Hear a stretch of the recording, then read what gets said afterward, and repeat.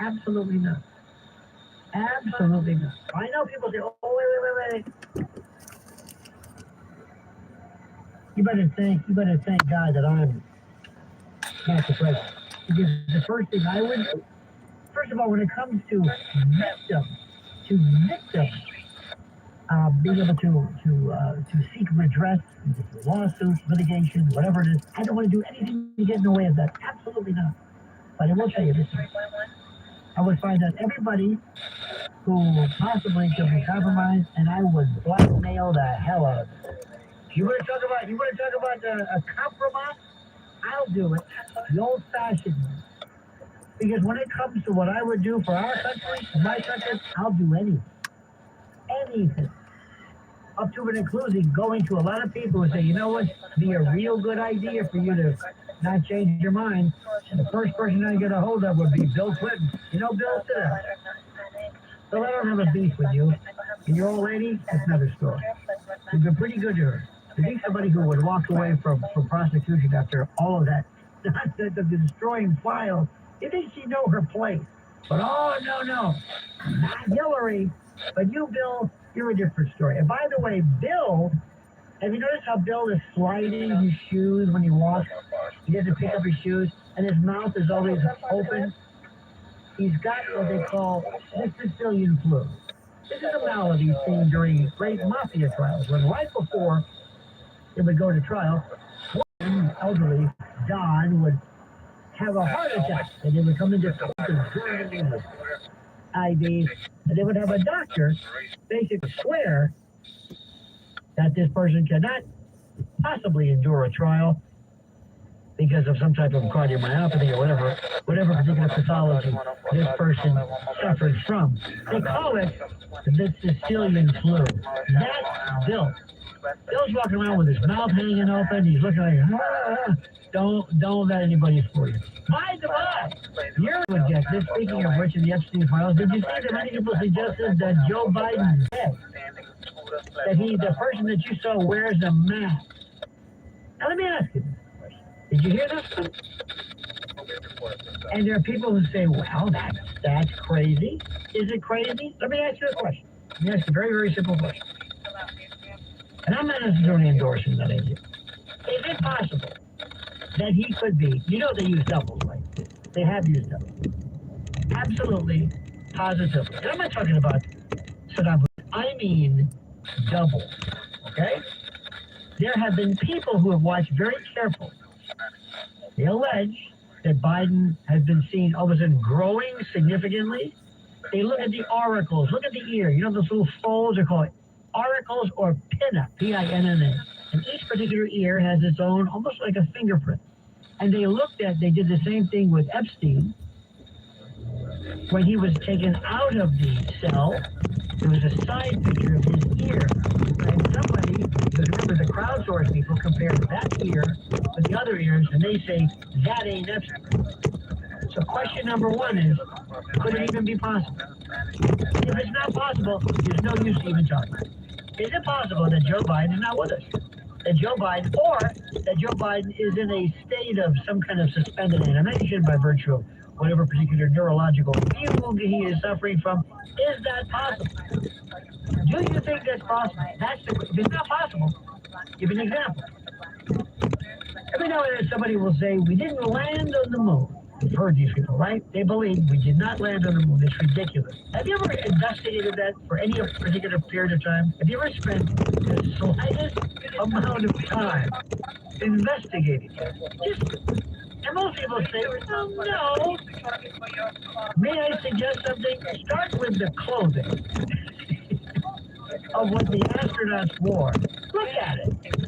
And ask yourself, you're walking around, there are windbreakers that are more substance. They're walking around, forget the Van Allen belt, forget all this stuff. Not only that, the stuff that's flying around.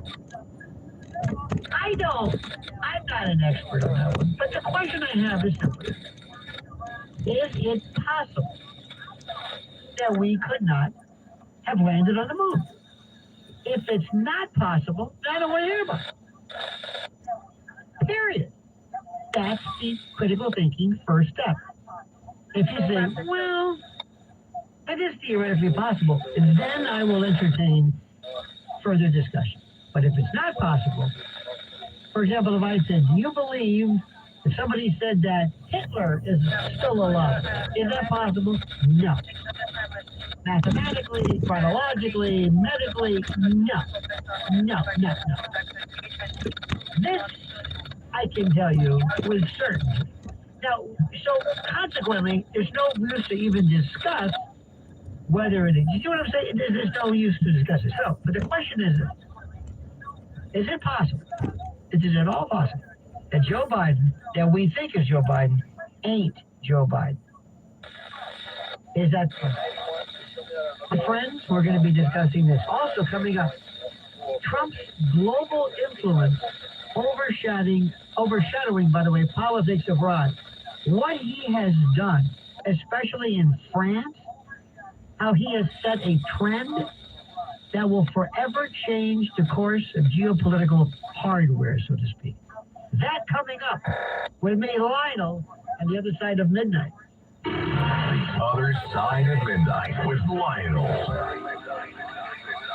Be impeccably dressed with a Bulova Frank Sinatra timepiece on your wrist, incorporating vintage designs with the iconic elements of the legendary performer. Mr. Sinatra's classic fedora and his signature are some of the standout details. The collection pays tribute to Bulova and Mr. Sinatra's relationship dating back to 1950. Frank Sinatra wore Bulova watches throughout his life. They sponsored the Frank Sinatra Show. Today, Bulova honors Mr. S with watches named after some of his most beloved songs: Summer Wind, Young at Heart, Fly Me to the Moon. These timepieces come in both self-winding, automatic, or quartz movements. Beautifully presented in special edition packaging inspired by a record player. Bulova Frank Sinatra watches have a classic elegance like Mr. Sinatra himself. The full collection is available at Macy's at Macy's.com. Frank Sinatra's music and styling transcends generations. Bulova makes the perfect gift, whether it's a birthday, an anniversary, a way to say congratulations, or even better, just to treat yourself to a great watch. Go to Macy's for the full assortment of gorgeous Bulova watches. 77 WABC's Staten Island law firm of N. Julian Gentili John time is 2:22. For 40 years, the Staten Island law firm of N. Julian Gentili has been helping people just like you. Call 718-816-0005 or visit aglawnyc.com. Here is what's trending on WABCRadio.com. It was back in 2019 when Jeffrey Epstein was arrested and reportedly died of suicide in custody, but conspiracy theories have persisted for years, suggesting he didn't die or was killed. And now a bombshell new claim is that Epstein fathered a child in secret 15 years ago, according to an email release. That's what's trending at WABCRadio.com. James Fulton for 77 WABC News. You're listening to one of the most iconic stations in the nation, an American original. Talk Radio 77 at WABCRadio.com.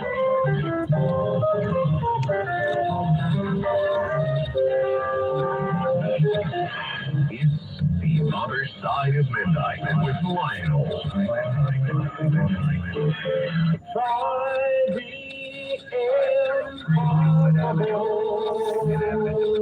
Try to understand the way I feel about you. Hard to believe we went from this to this guttural, incomprehensibly difficult to understand hip-hop, whatever this stuff is. I will always tell you this, and I hope you don't take this the wrong way. I respect all forms of music. But if I could go the rest of my life and never have to hear anything from it again, I would be so much the happier. I'm sorry. That's what I feel like. Whether you like it or not is another story. 800-848-9222. An international report, now this is something you might have missed, highlights how President Trump's policy posture and media dominance are reshaping the political discourse even in France,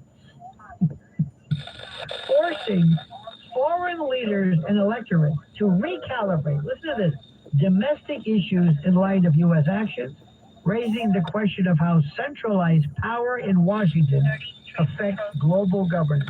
Meaning, Trump has changed everything. He has changed everything to the extent that politics in other countries have changed drastically. And I mean drastically. He came along, this is important, changed everything. I don't think people understand. You know, sometimes we have to stop, and I know sometimes Donald Trump says some things that are, well, sometimes you think, ooh, did you have to say that? Did you have to say that one? Yeah, maybe not. Okay. But what he has done is so transformational. I don't think anybody really can grasp how important, how critical it is of what he did. And how he has changed the notion of politics in Germany. And how he's changed everything. I'm going to say something right now. And you may not like this. Or maybe you like this. Maybe you haven't thought of it. When he leaves, you know who's going to miss him the most? The left. The TDS laden, the TDS contaminated, those people who are just, their whole essence swirls around him. Their whole essence. Were it not for Donald Trump, he changed everything. Donald Trump has changed international politics, politics as we know it, like nobody's business. He is phenomenal. And I say that, and when people say, well, I'm not an acolyte. I'm objective, and I know people don't. I didn't go into this thing loving him. I'm not a Republican. I'm not a Democrat. I'm not a member of a party.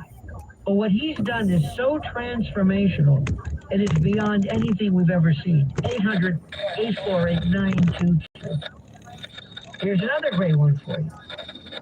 A partial government shutdown continues as Congress and the White House remain deadlocked over DHS security funding and federal immigration oversight, spotlighting, ladies and gentlemen, a deep distrust between branches of government and raising concerns about how executive authority engages in disputes with legislative oversight mechanisms. What this means, by the way, is very, very simply this. We are at an era that I never thought was possible. Yes, there were people who represented the prototypical classic left who wanted to liberalize and lessen the severity of what they consider to be draconian, and hard tactics as to immigration and the like. And there are people who went from the days of Cesar Chavez, which was mild, United Farm Workers. The right for the farm worker. Nobody even then said, yeah, but are they legal? Think about this. Cesar Chavez, his hunger marches, No, nobody ever asked him. Excuse me. Are they legal? Are you legal, Cesar Chavez? It never entered our domain, if you will, our ken, our worldview. Today, it is a different story. And what we are seeing right now, I always think about this. If my late father, if I could sit down and say, let me tell you what you missed. Think about this. If your father or grandfather or somebody could just connect with you and say, tell me something that's going on in my country that I would find shocking. And I say, well, I'll start it very easy. I'm not even going to hit the transgender stuff. But how about this? The Democratic Party is actually advocating complete and total a deluge, a tsunami of illegals brought into this country, undocumented, unregulated, unkempt, so to speak. And then they are to be moved at the discretion of the Democratic Party into different areas of the country where we have to change population numbers so that when the census comes around, we will be able to reallocate congressional districts, and they will move for a permanent replacement party. It's brilliant. Bring these people in, send them accordingly, and completely transform American politics so that there will be a permanent Democratic Party. And that Democratic Party, by the way, will remove the filibuster, will add D.C. as a 51st state, will basically take everything that we hold true and destroy it. And what a very wise man suggested yesterday, I was speaking to him, he says, what you have to understand is that what the Democratic Party is with, is they're going to be changing and transforming into basically a more virulent form of the Democratic Socialist agenda, the DSA. So the Democratic Party that you thought at 30 past the hour, the Democratic Party that you thought was, the Kathy Hochul's or whoever. Oh, no. No. You're going to see a radicalized left. And by the way, this radicalized left may not necessarily be seen by anybody on the streets, per se. So get ready. And all I'm saying to the Republican powers that be, gird your loins, ladies and gentlemen. Tensions are rising over comments from federal officials about expanding federal oversight of elections, an area which was traditionally thought to be managed by states. And this, of course, is prompting legal and constitutional debates over the balance of power and wondering whether there is some kind of a federal overreach. Now, let me explain this. Let me see if I can explain this. Remember, I'm talking to, let's say, my grandfather. And I'm going to say, here's one for you. You're going to love this one. They are claiming that, especially when it comes to black people, black voters, black electors, for reasons we can never understand, they are unable to possess election cards or IDs or anything. They can't do this. It's racist. What? I know. It's racist. They have no ability whatsoever. If you dare suggest that if a black elector, a voter, were to show up to a precinct and have to prove who he is, that will be construed as racist. No. Oh, yeah. No. Oh, yeah. No. Oh, yeah. Yeah. There's something about this. As you know, I study a variety. One of my favorite pastimes is studying arrest video. I know somebody's got to do it. And I love people who are pulled over. And if I could tell you which ones to watch, I would have a channel dedicated only to people wearing bonnets. If somebody's got a bonnet on, you know it's going to be good. And what you will hear oftentimes is this. Do you have a license? No. Not on. Oh, okay. You have proof of insurance? No. Registration? No.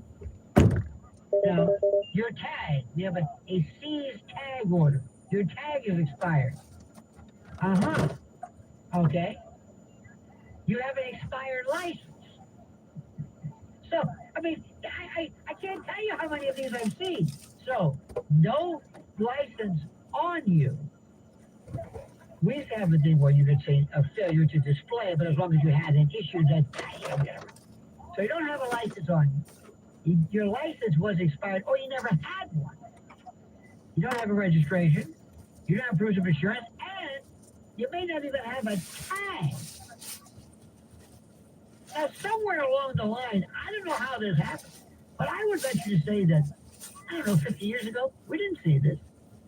Remember a while back in New York, they had paper tags? I mean, people driving around with their paper tags. I don't know where they are. I don't see them as much anymore. They just had these paper tags. There was also in the city where everybody was driving around these. Remember when these folks were from out of the country? I'm gonna get real serious. There was a place that's right around. There was a hotel called the Watts. It used to be the Holiday Inn, very famous Holiday Inn on 57th right there and the 10th. And it was In fact, it's a famous pool at the top. It's right in Hell's Kitchen. It's right there. My great friend Joe Sakala used to be the manager. And they had people hanging out in front of them. How do I say this? How do I say this and not be taken the wrong way? These were people from lands that I don't want to ever go to. There was a look they had. There was a look. It was like, I've never seen this. They're not from around these parts. And there were nothing but scooters. Remember the scooters? Scooters everywhere. Where did they go? They're gone. Where did the paper tags go? They're gone. Where did these people go? They're gone. But they were here. They're gone. Remember those times. I will never forget that as long as I live. It was the darkest period. I didn't recognize where I was. It was. Remember, there were phone snatchings and there were and these scooters were everywhere. And that was the advent of the crazed bike lane, which, by the way, right in front where we are right now is Eagle Lane, and that blaze sitting Shiva. He actually walks around with garter clubs around his neck in black because they moved everybody's car over for this big, thick lane for I don't know what. Because what they're trying to do is they're trying to eliminate all traffic. They want to eliminate all cars. It started with Bloomberg years ago. Now, I mentioned something to you before, which is the most important. And I said this in passing. And I think this is critical. I said the deep state or just the state. Let's have a little bit of a contest. I don't have anything to give away. Most radio stations, we used to have a thing called the prize closet. You ever heard that? It's a prize closet. Somebody comes in, do you have a t-shirt or a mug? Somebody comes by and says, you got anything? Let me go check. Let's check the prize closet. You want a mug? No, I don't want a mug. How about a t-shirt? Nah. That's what do we, cash? That's all we've got. Okay. So imagine I was going to give you a gift if you can answer this question. And here's my question. And this is very critical if you want to understand what we're talking about. Define the deep state. You hear this all the time. You hear it all the time. The deep state. What does it mean? And better yet, differentiate deep state from shadow government. That's what I talk about. Not the deep state. The deep state is not what you mean. The deep state is going, you think it means something else. Because here's the question, I know nobody wants to hear this, but I'm going to tell you what I firmly believe. The government that you see, when you go to Washington, if you've ever been there for this, beautiful, you see the Washington Monument, you see the Capitol. Wherever the Capitol, look at the Capitol. Oh, the White House. The White House. Look, there it is. Lafayette Park. Oh, beautiful. Does that represent the government? Or is that a Potemkin village? Is that central casting? Is that a movie scene? Is that a movie lot? Does that represent a sort of representative government? Does the president run the country? Does Congress run the country? Who runs the country? Who's in charge? And if you say, well, is it the deep state or is it the shadow government? And what's the difference? And where does this come from? And what I want you to understand is if you really, really are to be a member of this society, this is something you really have to kind of grasp. So I'm curious as to what you think of this. First, I've got to tell you this much. The deep state is a wonderful term, but it's often used incorrectly. The deep state comes from the Turkish phrase, and I'm sure you know this, Derin Devlet. Sounds like a name. Remember when people would sign into hotels under a different name? This is my name, Derin Devlet. Yes, reservation for Derin Devlet, please. 23848. Tell you, this guy, this gnome laden, every morning, plus or minus the latest 240, 238, 240, every single morning. It's uncanny. And you know what's going to happen. One day he's not going to be here, but we're going to go crazy. We're going to call the police and we're going to say, no, no, no, you don't understand.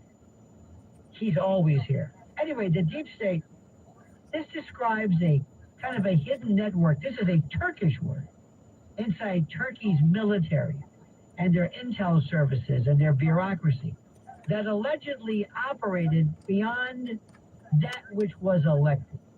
The idea was that even if voters change politicians, certain entrenched powers remain. Now, in our political language, deep state usually refers to permanent government employees, intel officials, military leadership, bureaucrats, who critics believe, I guess, influence policy regardless of who is president.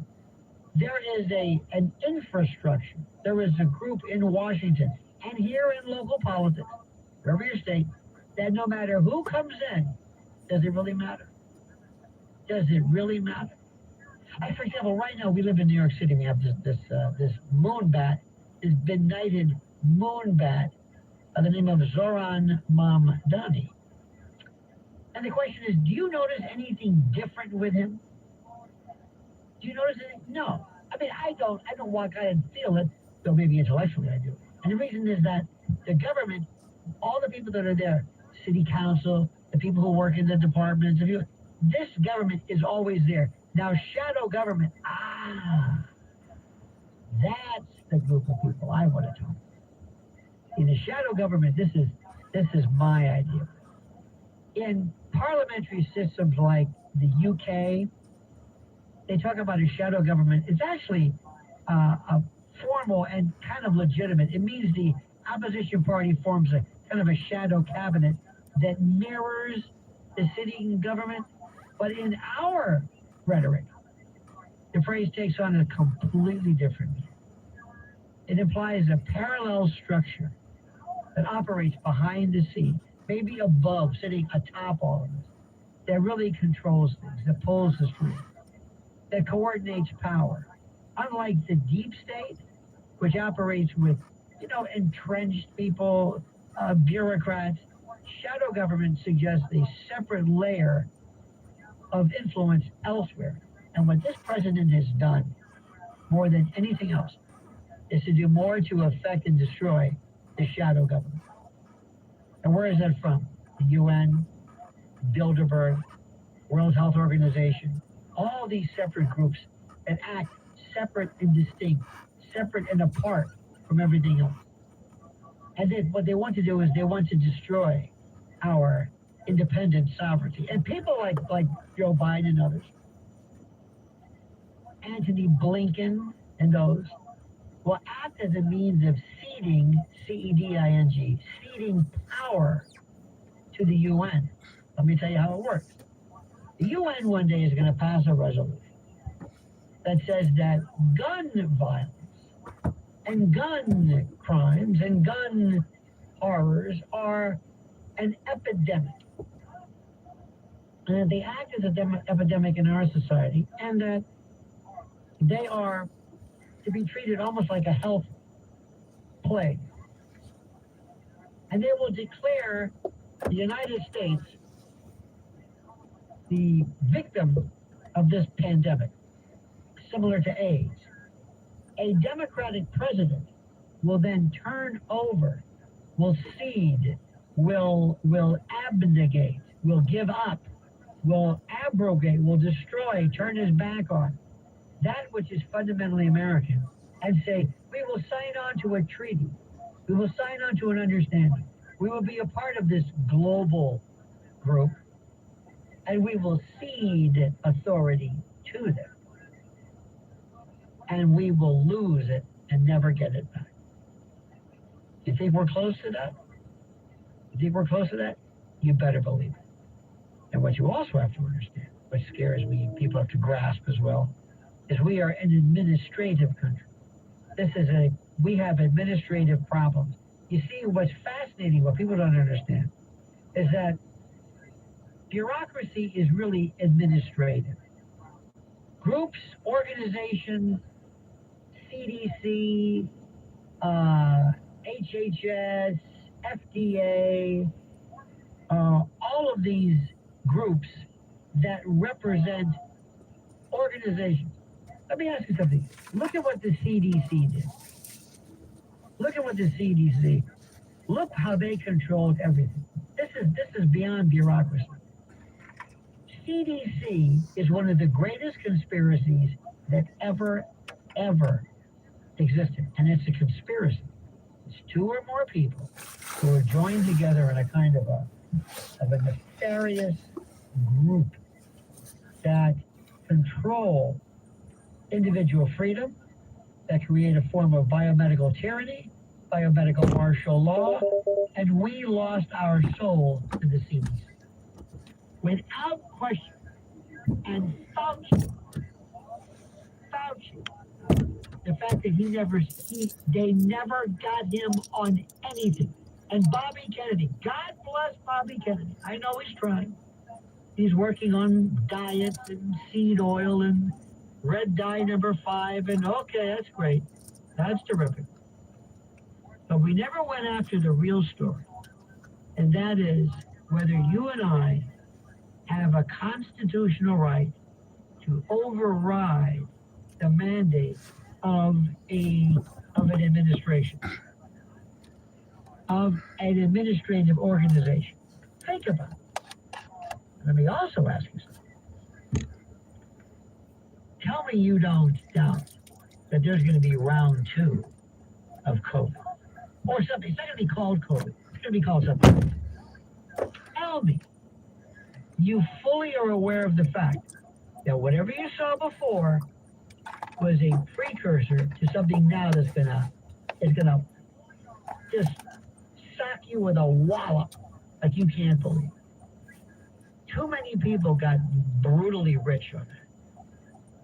Governmental folks, administrative ghouls, loved the power. There were people that we know, individual civilians, who loved the fear factor. So let me just explain something. Let me just stop. I don't want to, well, I do want to upset you, but do any of you folks have any doubt as to how serious this country lacks in terms of individual freedom, and all they have to do is snap their fingers and we're going to be right back to where we were? Do you know President Trump, bless his heart, with warp speed, really didn't know he did his best. He thought he was doing the right thing. He made vaccine, and I don't want to get into whether vaccines are good for you. Please, I'm not an expert in that, but he did his best. I really, truly believe he did his best. I thought he thought he was doing the right thing.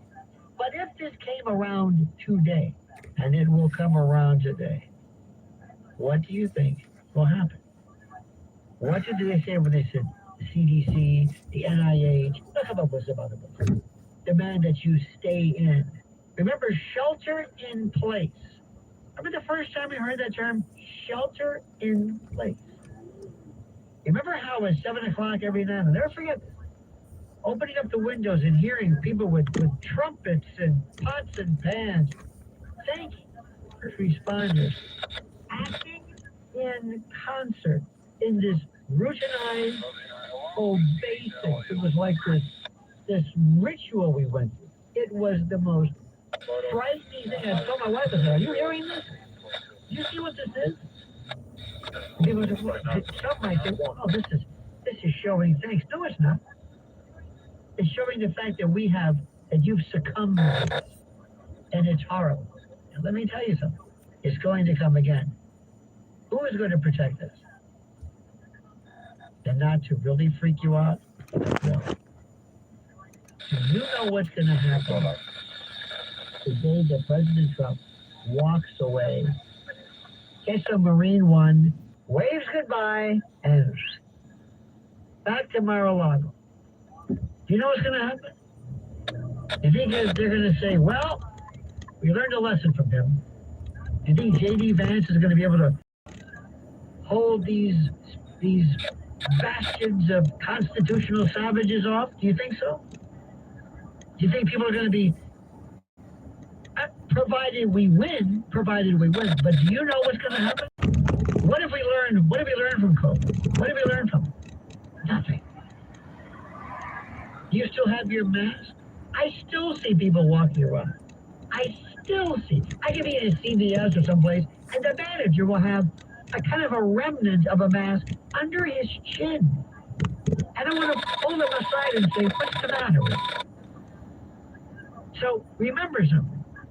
I don't think we learned anything from that. And if you want to talk about tyranny, if you want to talk about this dystopian Orwellian nightmare, this is what we're talking. This is it. It is going to be something worse than ever. And deep state, shadow government, oh my God. Please, I'm trying to, remember, I have the best of everybody's intentions. That's all I want to do. Now, coming up, we're going to be talking about something called culture under siege. And we haven't done this in a while. But in the next hour, I'll give you a preface of this. There is a, well, let me put it this way. There is a threat to our civilization, the likes of us. And I know this sounds so, yeah. I know what you mean. But it, of course, is AGI, not AI, but artificial general intelligence. We're going to be talking about AI and sexual content risks, content moderation globally, Olympics and their weird. And by the way, do we need the Olympics? That's another word too. All of these things coming up in the next iteration of this, as we go into this part called Culture Under Siege. This is Lionel with you, and this is The Other Side of Midnight. The Other Side of Midnight with Lionel.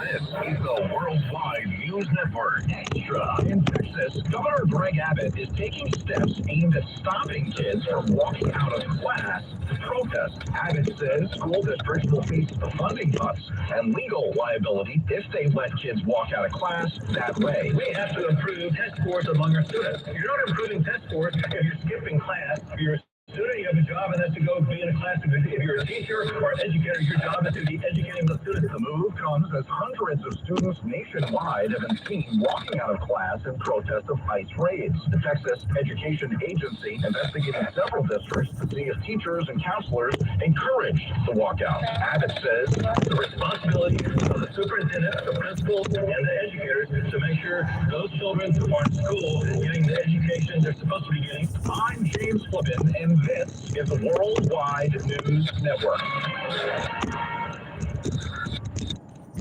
Listen to this podcast now on the Red Apple Podcast Network. Dominic Carter, City Hall. Dominic Carter here. So I'm looking at this piece about, and I've already talked about Bayside, how the numbers have skyrocketed for the time that we're on. But I'm looking at this now here, and it says here the Dominic Carter Show is on a serious upswing. Weeknight from midnight to 1 a.m., his share is up an incredible 75% over the past 2 years. Since Sunday, 11 p.m. to 12 a.m. show is up 238% over the past 2 years. And then it goes on to say the people love him. It's a Dominic Carter thing. Well, it is a Dominic Carter thing, but it's a you thing because no you know this. It really is that simple. People that came over just to say hello that listen to the radio for a way. So thank you. Download all of Red Apple Media's podcasts right now through your favorite podcast platform.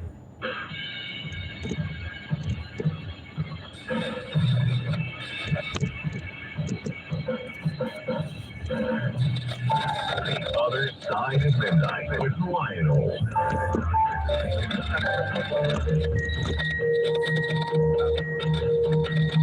Every day it's getting closer, going faster than a roller coaster.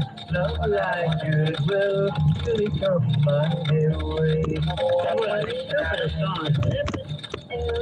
That's all we had. Everybody had it. And what was it? There's one thing we're missing here. What if I tap my legs with my hands? Hey, there you go. That's the part, whatever this said tapping was. It's bearable. Just think about this. This was hardcore. People listen to this and say, wow. It's depressing. All right, my friends. Coming up in the next hour, we're going to talk about something which is what every good conspiracist should involve, and this is called culture under siege. Imagine explaining to somebody American culture. Imagine, Blaze or Yuri, you're going to some country, I don't know, and they said, we have today an American who's going to talk to our class, describe the American culture. 827.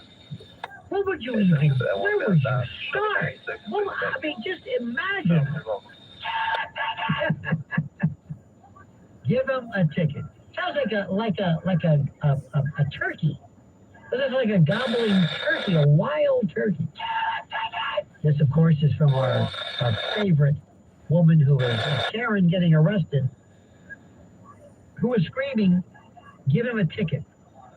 For reasons I don't want to explain this, but I'm telling you, Blaze, if I find that if somebody is wild enough to put together the best of, and I find out that the guest of honor is going to be, you can go and get your something autographed by the give him a ticket lady. We're going. We are going. You have no idea. And most people right now are listening to this saying, I don't know what you're talking about. You know what? Won't be the first time, won't be the last time. Coming up, my friends, we're going to be talking about culture under siege. Artificial intelligence. They kind of backed off on this. If you haven't been listening, because I think maybe they figure, let's kind of lay off the risks of this. Listen to what I'm telling you. And I am not one, you're going to be surprised, to exaggerate. I don't think there's going to be nuclear conflagration. I don't think that's going to happen. I don't think we're going to have some kind of a weird kind of a contagion or something that wipes us out. But I do think, in fact, I can almost guarantee that artificial general intelligence will be the end of our civilization. You understand that? Yeah. Lou is calling. Lou, the voice of reason. Lou, good evening, sir. You're on the other side of midnight with Lionel. I don't know about reason, but I'll reason with you. I don't want you to work with because we went from pure amateurs to, pro sports. Once you have NBA and NHL pro in basketball and hockey, how does the rest of the world compete with that? It's just not fair. But we had to compete against Eastern European. Well, yeah, the Russian. The Russian hockey team. They weren't in the army. Let's face it. No, not the army. They were subsidized by their government. Lou, can I ask you a bigger question, which is the most important? Sure. Do we care about somebody throwing a javelin or throwing a ball of metal like a shot put? Is it, I'm sorry, aren't all sports to an extent just kind of stupid? Like, what are we now? What are we, the Olympians? We're running? Are we still running? Lionel, it's watching people doing something that I could not possibly do or want to do. Lou, you can't do a lot of why is the sport? I have no idea. Curling, come on, man. Now that is one of the most exciting sports, bar none. And Lou, with all due respect, aren't all games to an extent just, I'm sorry, stupid? Doesn't it say, isn't the idea of competitive sports an idea, or represents the fact that we as a society have kind of devolved? Seriously? And how about ballroom dancing in the Olympics, or anything for that matter? How about the biathlon? Skating and then shooting a rifle. It's the year 20. Don't you think that we should once and for all say that's enough? Coming up, we're going to be talking about trans athletes and all kinds of crazy reactions in the Olympics, Olympic broadcast censorship, and also AI hallucination. Let me say this again. People who become so inculcated with and by artificial intelligence that they hallucinate. Coming up on the third segment, Culture Under Siege. On the other side of it, 77 WABC's Staten Island law firm of Anjulia and Gentili chime time is 2:59. The Staten Island law firm of Anjulia and Gentili, helping people just like you for 40 years. Walk with confidence. Call 718-816-0005 or visit AGLawNYC.com. This is New York's talk leader, the crown jewel of talk radio. WABC New York, WRCR Haverstraw, 107.1 WLIR Hampton Bay. News first at 59 past the hour. 77 WABC News starts now. Mainly cloudy skies on Tuesday, February 17th. Good morning, I'm Lisa Ritchie. 3 people are dead, including the gunman, after a shooting at an indoor ice arena in Pawtucket, Rhode Island. It happened Monday afternoon during a high school boys hockey tournament. Pawtucket Police Chief Tina Goncalves says it was not a random shooting. It appears that this was a targeted event, that it may be a family dispute. Goncalves says the shooter killed himself. 3 others are in critical condition. President Trump says Nancy Guthrie's kidnappers will face the death penalty if she is found dead. In a new video shared on Instagram Sunday, Today co-anchor Savannah Guthrie again pleads for the person who took her mother to come forward. It is never too late to do the right thing. And we are here to believe. And we believe in the essential goodness of every human being. Meanwhile, Pima County Sheriff Chris Nanos released a statement Monday saying all siblings and spouses have been cleared and that the family has been nothing but cooperative and gracious. An Iranian diplomat says Tehran is actively pursuing a nuclear agreement with the U.S. as Iran and the U.S. prepare to hold nuclear talks in Geneva on Tuesday. Blake Sifton has more. Netanyahu articulated Israel's demands in the negotiations in greater detail than he has before, saying Iran's enrichment of uranium must stop entirely, the equipment needed to enrich in the future must be dismantled, and all enriched uranium must leave the country. The Pentagon has deployed a second aircraft carrier to the region as the White House weighs military options if talks are unsuccessful. House Minority Leader Hakeem Jeffries said dramatic changes are needed at ICE before a bill to fund the Department of Homeland Security can move forward. Tammy Trujillo has more.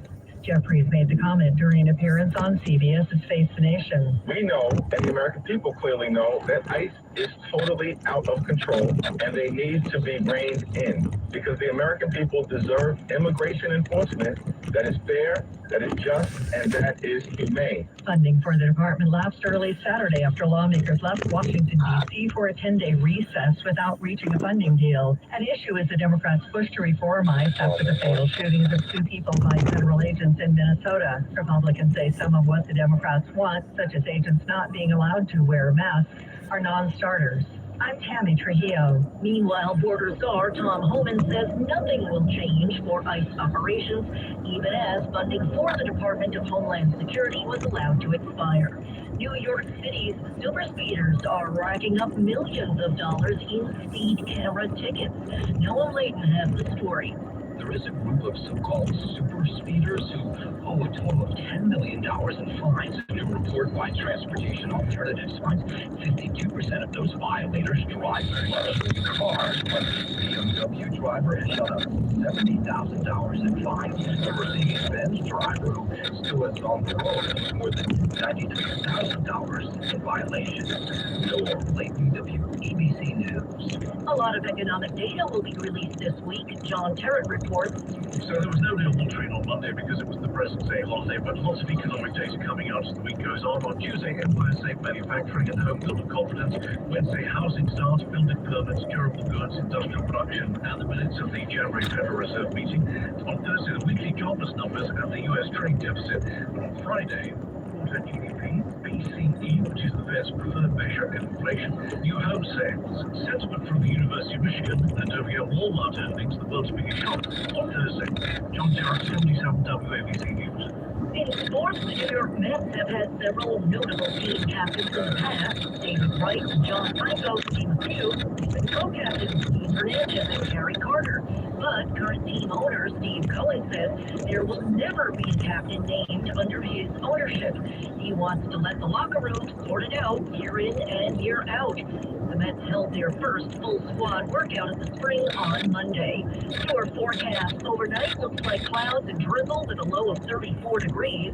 Later today, mainly cloudy skies with high around 48. And for Wednesday, we have scattered showers. Could be a little ice and drizzle as well, but the high will be around 43 degrees. We have cloudy skies outside of our retail studios right now. I'm Lisa Ritchie. Remember, the news never stops. WCCRadio.com.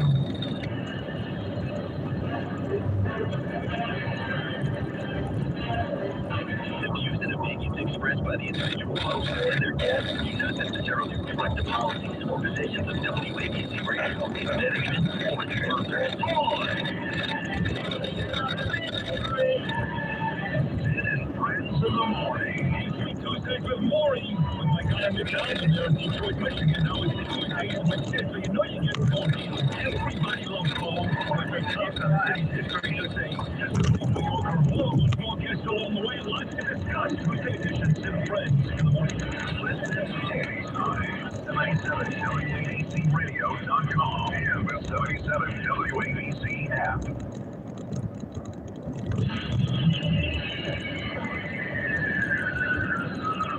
This is the other side of midnight.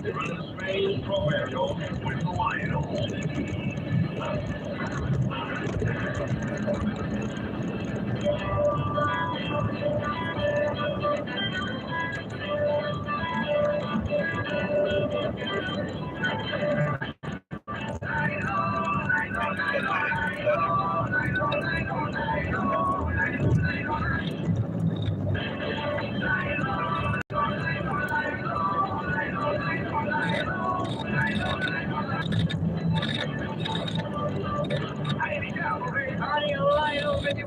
Is the other side of midnight, and this is the third hour dedicated to entitled Culture Under Siege. Reminder, guys, this is the serial part of the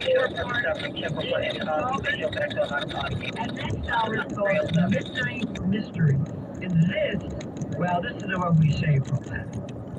This is not for the weak-willed or the weak-minded, but the enfeebled. Certainly the Highlander, Those of you New York Place, Atomic Theater, 1335.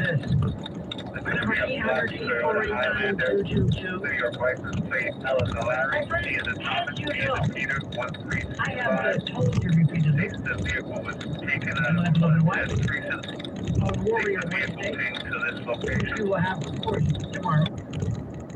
I want to hear teachers. But artificial intelligence is the thing that people learn that nobody really kind of sorted. Somebody thought one time, like, well, maybe one day it'll promote, misinformation or disinformation. It's true, whatever that means, but I promote misinformation or disinformation if you happen to think that's what I'm doing. And misinformation or disinformation, well, that's in the eye of the beholder.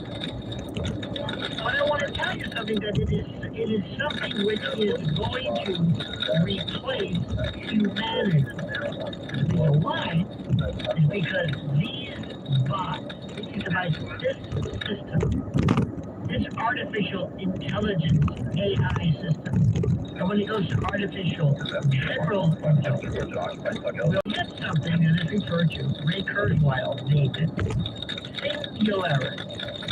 This is when man and machine merge, but more importantly, when machine, I use the term loosely, surpasses man. It's that simple. It is like nothing you could ever imagine. Nothing. And what it will do is also think and reason and be self-aware. Say that again. Imagine looking at your phone and you have to manifest itself. It's almost like a spirit. It has to be inside something for you to be able to see it or understand it, because AI is kind of everywhere. But imagine it knows things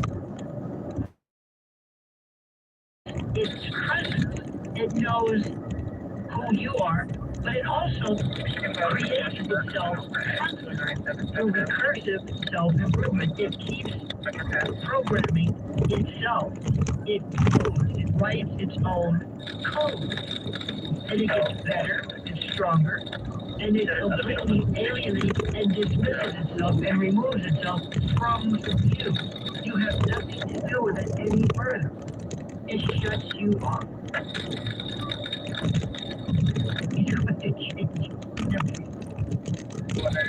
All of a sudden, someday, what if we had all of a sudden AI call, AI host? There is going to be an AI host. There's something called AIVR. People are becoming so beholden to ChatGPT. Do you find yourself becoming more and more addicted to ChatGPT? I use it. Not to write things, but just to answer a question. I'll show it labels and what is this? I took a picture of this. My wife was gone for a couple of days and gave me the task of taking care of this African violet, which I forgot. I was not aware. I didn't understand how practical they were. In any event, this thing is now looking. I don't think I killed it, but I think I put it into some kind of a coma. So I took a picture of it. I said, what do you think, ChatGPT? And it gave me an idea of what we needed to do to perhaps maybe just a start. The most fantastic thing I've ever seen. And that's still not what ChatGPT. Let me tell you one thing. Critics right now, and people who are alarmists, by the way, I'm sounding alarm, but I'm not an alarmist, which kind of presupposes unnatural, unmaterialistic pricing. But many people are warning that advanced AI tools like Grok have made the creation of harmful and exploitative sexual content even easier, including materials involving minors. And this, of course, raises deep ethical questions about tech responsibility and digital morality. You hold this accountable for anything. Let me see if I can explain this. Remember the old days? Some of the youngsters today don't, but I remember when they said Ozzy Osbourne was satanic. Alice Cooper was, the Stones were evil. Whatever it was. Remember that? You had to remember. You had to have known that. I thought it was great, and I loved it. And the more they told me, the more I listened. But you think that a band had to write the song. Somebody had to come on and write School's Out for Summer, if that was the thing about it. Or some Ozzy Osbourne. It didn't write itself. AI, AG, will write its own code. You don't have to tell it to do anything. It will exploit money. It will collect money. You know, all of the pictures of all of the schools and all of the Facebook photos of children and kids that you put up, they're part of a metadata pool that is going to be used for the sickest and most disgusting, created, by the way, ceasing transsexual material, even though it's not real. Mike, by the way, Mike's calling from St. James. Mike, you're on the other side of midnight with Lionel. Lionel, if this question is appropriate, maybe you can answer it. Our aircraft carriers in the Middle East, are they hardened against electromagnetic pulse devices? No, nothing. Nothing. So Iran doesn't need the nuclear bomb then? Well, that's a different issue. I think that's a different issue. I think the question you're asking is, why are we there? Is there anything that perhaps can override the system and neutralize the system? Is that what you're suggesting? Yes, well, can the military defending its nuclear anti-electromagnetic drone. Nuclear? I probably think not. I don't know. Of course, I'm not that well versed in this. Oh no, I don't think so. I don't think so. No. I got another one for you. Not only is there I guess what you're talking about is maybe there's an EMP, something that shuts down the think about the electronics, the avionics. I don't know. I don't want to pretend that is my bailiwick, but I do believe that that's possible. Absolutely. There's another problem we have right now. Internal documents are showing from the European Commission that they've pressured major platforms to globally alter content moderation policy, which, by the way, effectively censors true information around the world, including the U.S. And the issue is, you got to pay attention to how regulatory regimes can shape online speech norms. Let me see if I can re-explain it to you. Some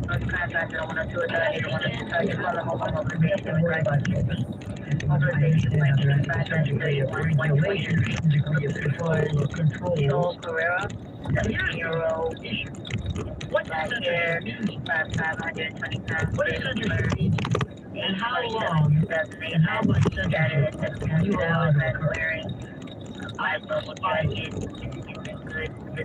you going to allow, and this is the balance I am, are we going to allow something as beautiful, theoretically beautiful, as AI is an AGI? Are we going to allow it to be limited by virtue of some hypothetical 12-year-old who might become 17 years of age, black hair, 5 feet, it's a very, very serious 120 pounds of weight. Date of birth of August I am telling you, missing last week on Saturday at 1700 hours. individuals, music, thought, news that is completely and totally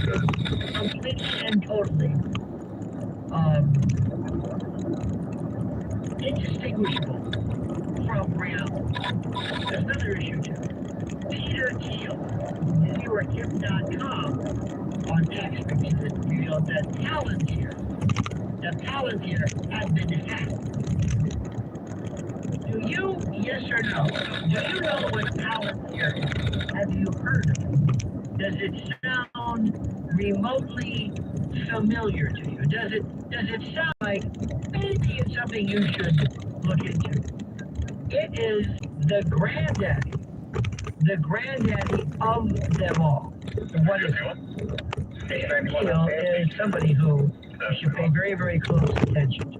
Very, very close attention. We're talking, this is according to, I'm trying to read this, now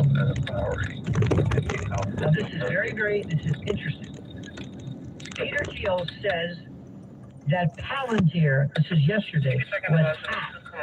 Now the community notes in X, or what was Twitter, say that there is no confirmed or suspected reports of a hack against Palantir. The statements made regarding the exfiltration of surveillance data pertaining to prominent people are fictitious, as Palantir does not collect, store, or self-surveillance data. Now, if you, let me see if I can explain. On Twitter, has these community notes. The community notes are funnier than anything else. Let me tell you what Kim.com said. And this is very, very important. He writes yesterday. Palantir was allegedly date of birth is August 27th, 2008. Last seen on Saturday at 1700 hours. Wearing a black polo jacket, missing. Is in good mental and good physical condition.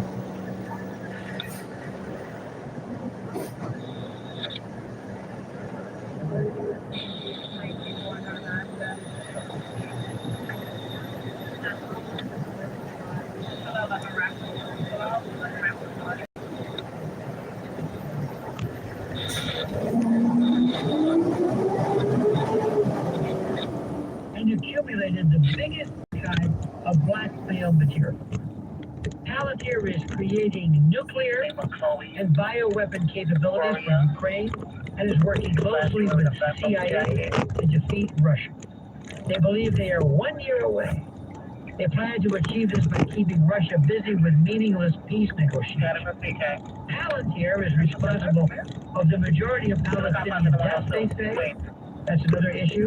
Palantir is an arm of the CIA, and all data from international crime is copied into a CIA spy club. Palantir has become the most dangerous company in the world. If you work there, you have the right to know what is Palantir AI and what it's used for. The Palantir data, they write, did the hackers allegedly gathered will be given to Russia and or China. Now, whether this is true, whether this is not, whether you must understand something.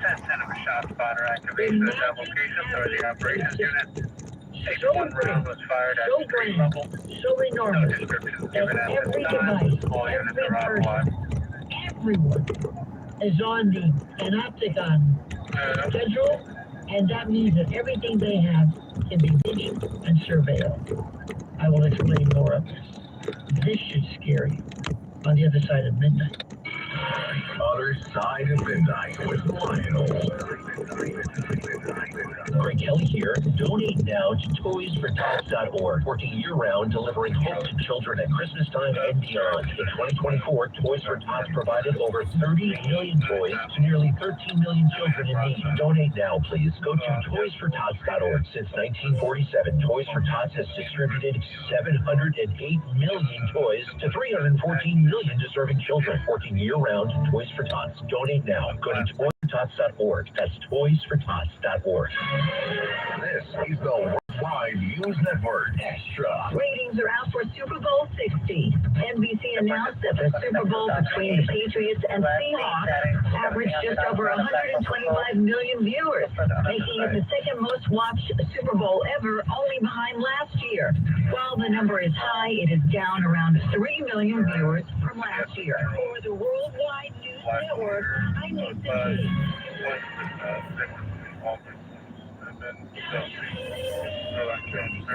WABC, Staten Island law firm of Manchuria and Billy John time is 322. For 40 years, the Staten Island law firm of Manchuria and Gentili has been helping people just like you. 5-31, 120 Street, 85 Avenue to Hillside Avenue, NYC.com. a home mobilization in regards to missing. Missing is a 17-year-old female Hispanic, first name Chloe, last name Correa. 17 years of age, black hair, 5 feet 5 inches in height, 120 pounds in weight. Date of birth is August 27, 2008. Mission was last seen on Saturday at 1700 hours. Mission last seen wearing a black polo jacket. Physical condition is good, mental condition is good. Your perspective. Are you as offended as I am? Make deals with just anybody. Radio 77.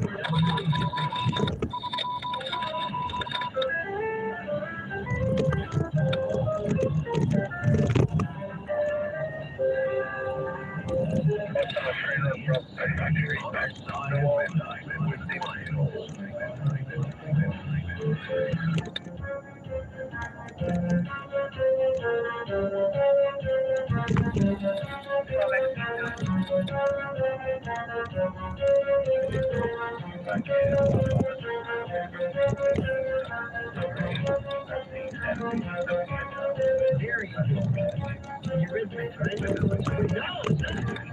Well, it sounds like Eurythmics. Yeah, sort of sound like it. This was Corey Hart. Of course. I left my sunglasses. I wear my sunglasses. Okay, And that's a good song. In the garret with his paper, writing that one. That's like, for example, the song Why Robin Fly. 300 East 112th Street, Up, 2nd Avenue to 1st Avenue to cross. That's the 10 song. of a shot spotter activation at that location, so the operations unit. As we were Each saying, one round was fired at ground level. I tell No people description is given at this volunteer. time. All They units say, are off okay, well, there you go.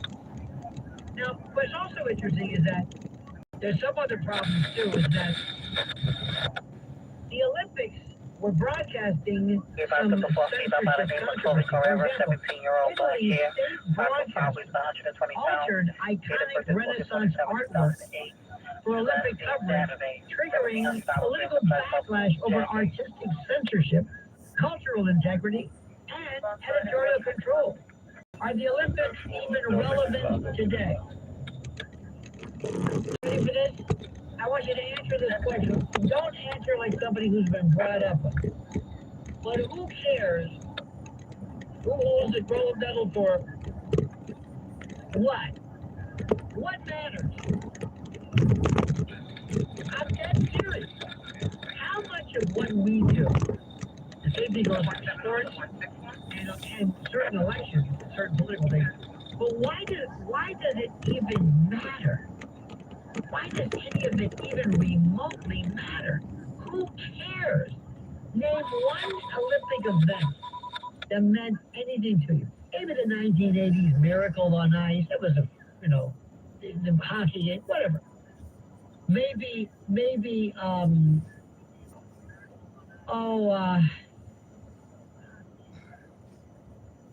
I can't do his name right now. I'm losing my mind. The fellow who ran against Hitler in 1936 or whatever you know what I'm talking about. Just the other. Now that was maybe I guess. But how many of the things that we do we stop and not ask ourselves, why do we even care about it? Okay, fine. They're gonna run to a point. You realize that everything has a wall. There's only so fast that a baseball can be thrown, or so far that a ball can be hit. There's only so fast that humans can run before they, hurt themselves. And not only that, we are bipedal. We are not quadrupedal. Why are we running? We can't absorb the shock of it. All we have is all kinds of gonadal stress and all kinds of have you noticed how this man outside moves chairs around? I mean, don't blame him. He starts moving everything around. First of all, who moves this in the first place? And why did we go through this? It's like a dog circling the bed before he sits down. All right, moving along.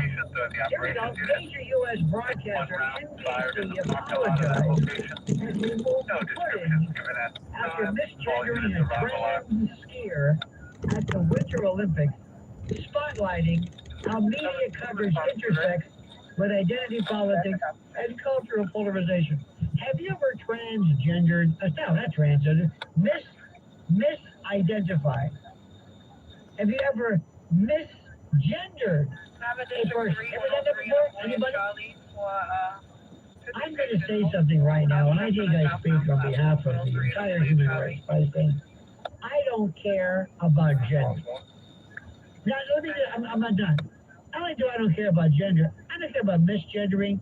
I don't care. It is absolutely positively, and I think I speak on the rest of us, one of the most stupid things which nobody cares about. Nobody does. All of a sudden, a couple of freaks decided, okay, I'm going to go out and I'm going to dress like a woman. That's fine. Remember, it's a free country. I think of probably, I don't know what the percentage is, but I would venture to say that a de minimis number of actual, really, truly transgenders exist. I think that a lot of it is just a lot of people just saying, this is what I want to do to show that I'm connected, that I'm cool. It's remember when shaving your head, women shaving their head, that lasted about an hour. But every now and then you kind of saw that. Remember a while back, women were walking holding hands. Remember that? That was big in the city. Remember all of a sudden, the bare midriff. Everybody had a bare midriff. Well, they stopped that for it. And then little by little, the funniest, the most interesting is going to be when tattoos become considered gaudy or gauche or ugly or whatever. But I don't believe that most people truly, honestly, seriously take seriously, honestly, this transgender business, I think it's over. I really do. I don't think anybody cares. I think it has nice run, and misgendering, nobody cares whatsoever. Now, let's talk about something that's even more fascinating. And this is the notion of hallucination. Have you ever hallucinated, anybody? Hallucinations are something you do not want to ever be involved. Hallucinations, as you know, are to be distinguished from an illusion. An illusion is something that is there, but that is misidentified, exaggerated. You've heard of the moon illusion. You ever see the moon on the horizon? Looks huge. And the moon at its zenith, straight above, is tiny. Same radius. Why does it look bigger? It's an illusion. It's not really that big, but your brain makes it seem that